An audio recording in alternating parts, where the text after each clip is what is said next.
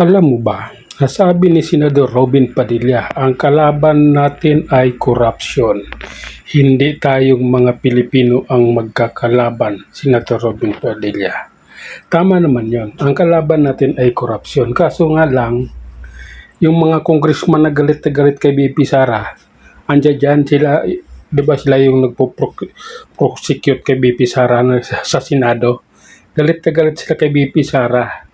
Pinagbintangan nila sa BP Sara, ganito, ganyan yung pera, pero mas malaki yung perang nakuha nila. Kumbaga, yung kasalanan nila, ipinasa nila sa iba para lang mapagtakpan sila. At saka, laway yung puhunan nila, lalong-lalo na yung si Luistro, di ba?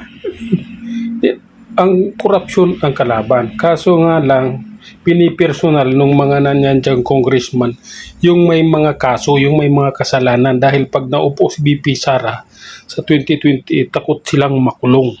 Baka makulong sila sa mga kasalanang nagawa nila, yung mga pagnanakaw nila, iba sangkot sila sa lahat ng kalukuhan.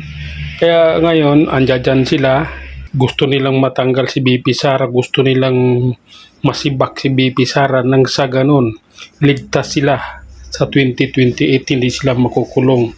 Ngayon nandiyan sila nagkakaisa, pinagtulungan nila si BP Sara dahil lang doon sa confidential funds, diba?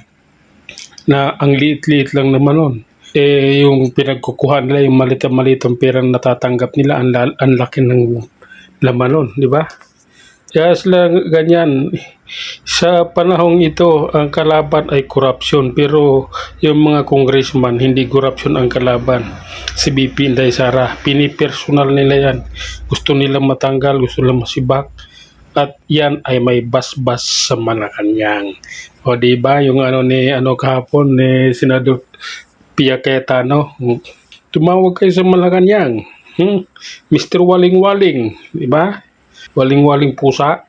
No, yun nakakahiya yun sa isang nakaupong senador na nagiging katatawanan doon sa kinaupuan niya.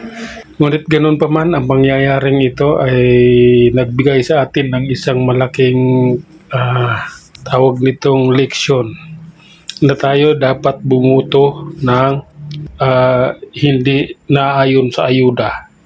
Yung nabigyan ka lang ng ayuda, ibuto mo na, hayop na buhay yan. Tingnan mo ngayon pangyayari sa atin. Kawawa tayo mga Pilipino. Kawawa ang masang Pilipino dahil rin sa atin. Nadamay lang natin yung iba. Yun lang muna, hanggang sa muli. Maraming salamat.